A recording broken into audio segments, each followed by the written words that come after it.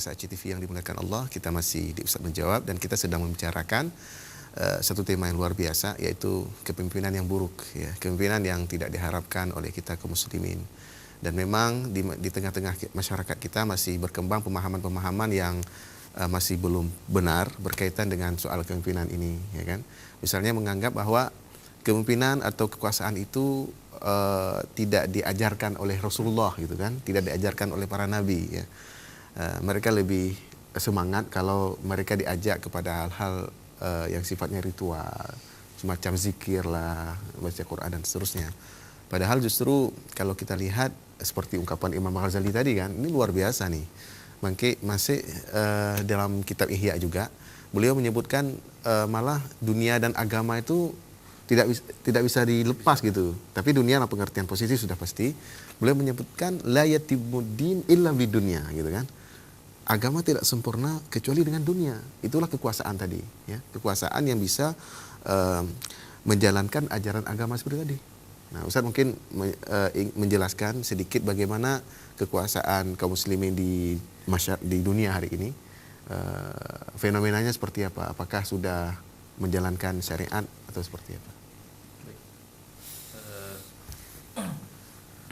Para pemirsa ACTV Allah Subhanahu wa taala.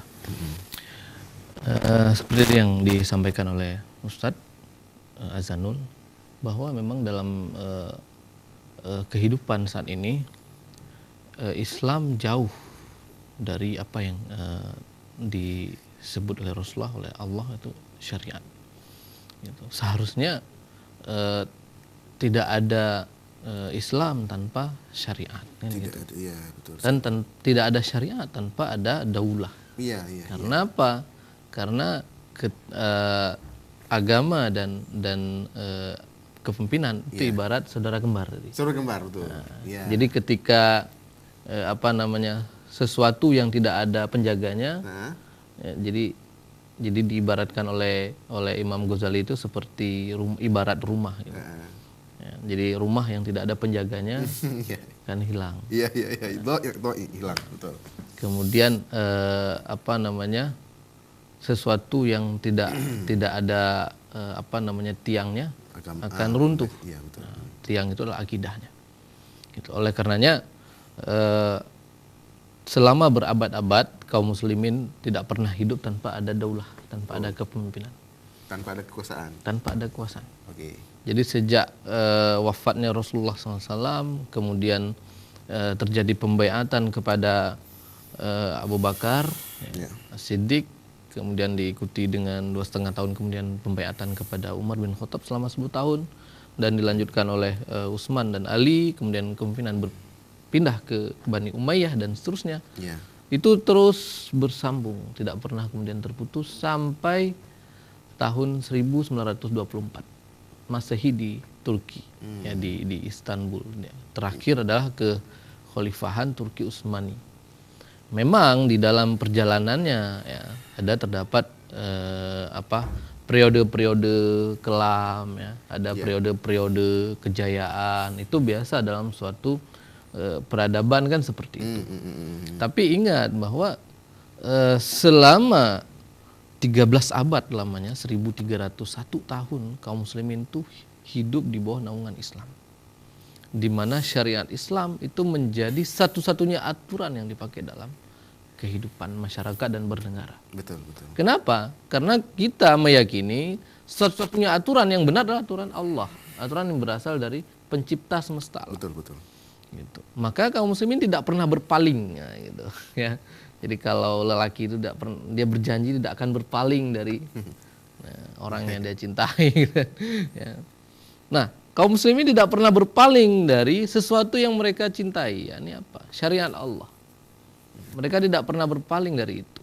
Mereka selalu menjalani dan hidup di dalam kehidupan di dunia itu menjalankan perintah-perintah Allah, syariat Islam. Dan ada catatan yang menarik dalam perjalanannya ini. Selama 13 abad kurang lebih itu ternyata hanya terjadi 200 kasus kriminal berat. Jadi begitu luar biasanya. Jadi kalau ada hari ini yang kemudian menilai bahwa Islam itu kalau diterapkan nanti yang terjadilah perang, yang terjadi itu adalah perpecahan antar kelompok tuh saling ribut, saling berpecah belah, itu salah. Kenapa? Kaum muslimin pernah hidup berabad-abad lamanya, bahkan hanya terjadi 200 kasus kriminal berat. Dan separah-parahnya kaum muslimin hidup di dalam kekhilafan waktu itu, walaupun terjadi perebutan kekuasaan di beberapa periode yang kelam itu, yang ribut kan di kalangan kepenguasanya gitu.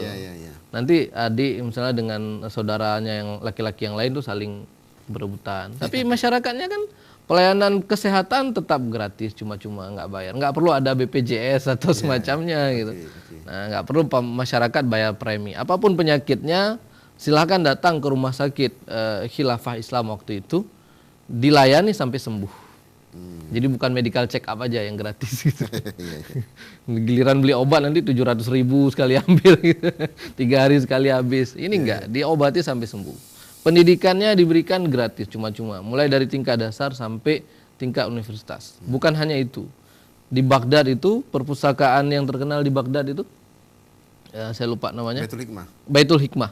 Itu punya 2 juta koleksi judul buku. Judul. Jadi kalau masing-masing judul itu ada sekian jilid, nah silakan dikalikan saja. Jadi seperti Arisalahnya Imam Syafi'i saja, itu berapa jilid itu? 14 jilid kalau nggak salah itu.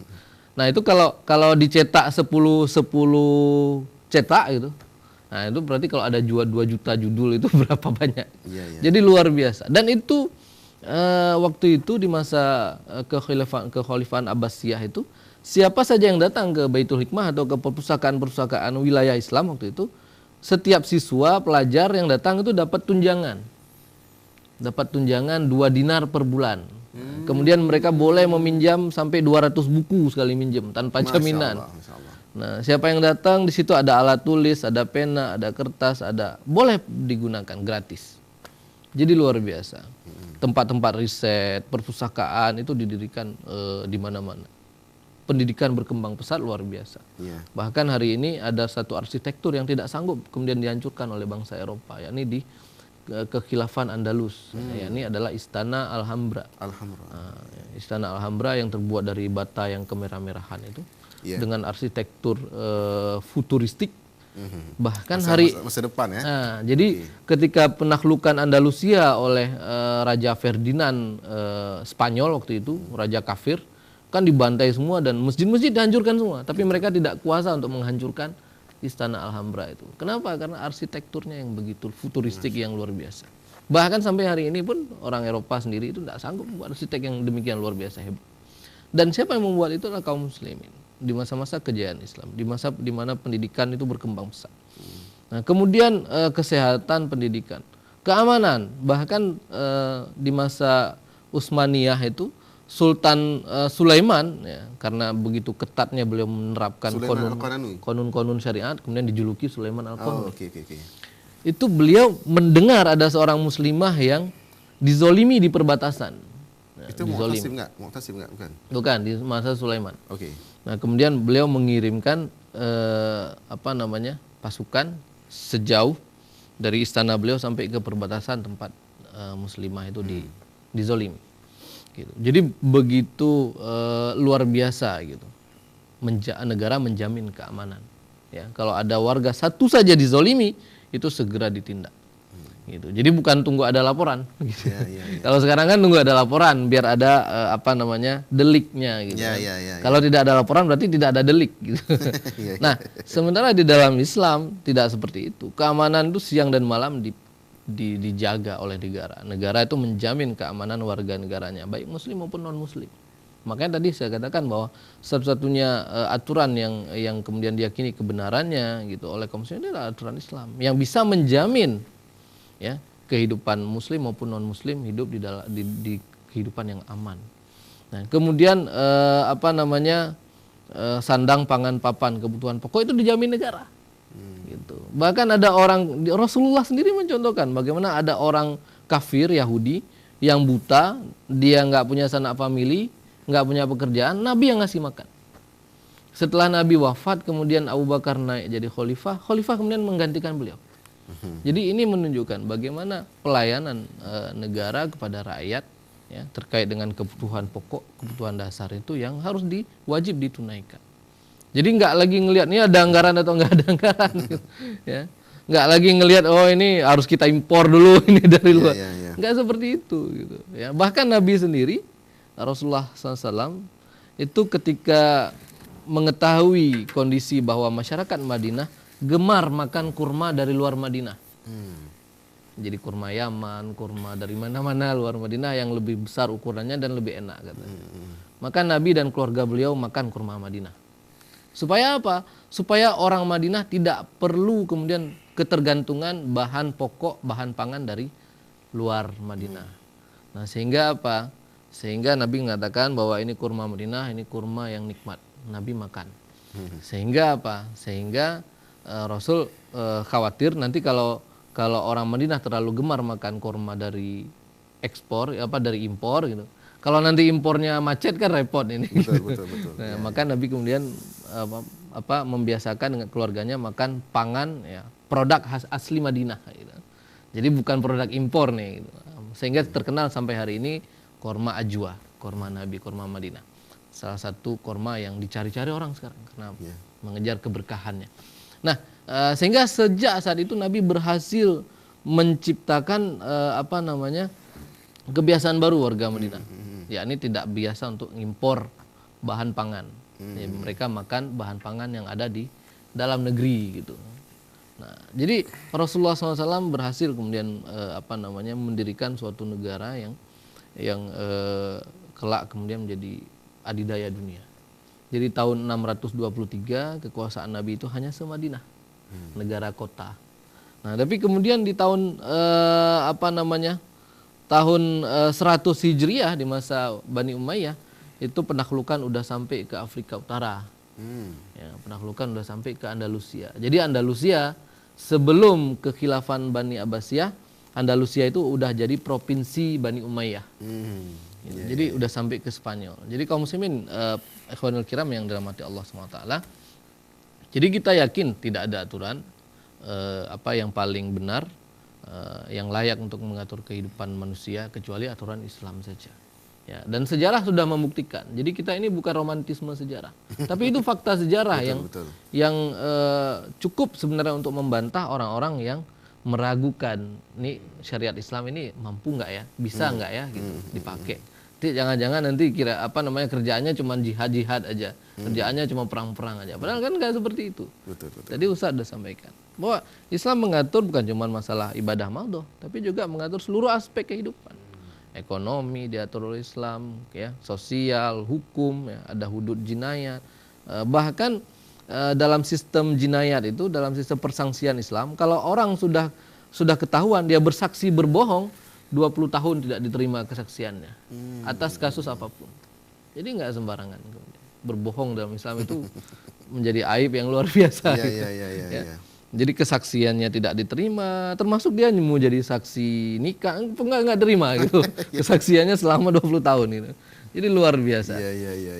Jadi ini bukan sistem yang dibuat oleh manusia, tapi ini sistem pemerintahan, sistem kehidupan yang dibuat oleh Allah, yang diatur oleh syariat Islam. Jadi kalau kita melaksanakan jangan sungguh-sungguh, insya Allah akan selamat gitu dunia akhirat. Jadi bukan cuman manusia saja gitu yang menjadi rahmatan lil alamin, itu kan bukan cuma manusia, ini sekalian alam.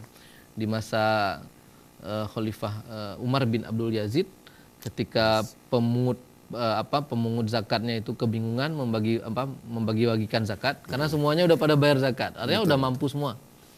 Maka akhirnya Sultan memerintahkan beli bibit-bibit tanam di pinggir gunung semua. Nah, kenapa? Karena bibit-bibit itu nanti akan tumbuh menghasilkan buah-buah biar dimakan oleh hewan-hewan yang ada di hutan gitu. Karena mereka juga makhluk Allah. Jadi luar biasa. Jangankan manusia, ya, hewan saja itu difikirkan oleh Islam gitu. Dipikirkan oleh khalifah. Nah, bagaimana kemudian hari ini gitu. Ternyata ada sebuah hadis yang diriwayatkan oleh Abu Dzar. Waktu itu Abu Dzar Al-Ghifari 14 abad yang lalu, 14,5 abad. Jadi Rasulullah SAW bersabda, akhafu alaikum sitta. Ya, yang terakhir adalah imaratus sufaha. Nah, jadi aku mengkhawatirkan atas diri kalian atas 6 perkara. Gitu. Dan salah satunya itu adalah kepemimpinan orang-orang yang bodoh atau orang-orang yang dungu. Hadis riwayat Ahmad dan At-Tabrani. Nah, apa itu imarah as-sufaha? Nah, imarah as-sufaha itu asal katanya kan safih, asal katanya. Yaitu orang yang bodoh atau dungu. Nah, itu maknanya. Kurang akal dan kurang keahlian, ahlul hawa biasa memperturutkan hawa nafsu. Kemudian juga sembrono atau gegabah dalam bertindak atau buruk tindakan dan penilaiannya. Nah, ini makna dari kata safih. Gitu. Jadi imarah as-sufaha tadi. Nah, dalam hadis lain kemudian Rasulullah menggambarkan dengan sangat gamblang apa yang dimaksud dengan imarah as-sufahah itu. Ya, ini beliau bersabda kepada Ka'ab bin Ujrah. Nah, Rasulullah SAW bersabda, semoga Allah melindungi kalian dari imarah as-sufaha. Kemudian Ka'ab bertanya, apa itu imarah as-sufaha wahai Rasulullah SAW? Beliau menjawab, mereka adalah para pemimpin sesudahku yang tidak mengikuti petunjukku dan tidak meneladani sunnah-sunnahku. Hadis riwayat Imam Ahmad, Al-Hakim dan Al-Baihaqi.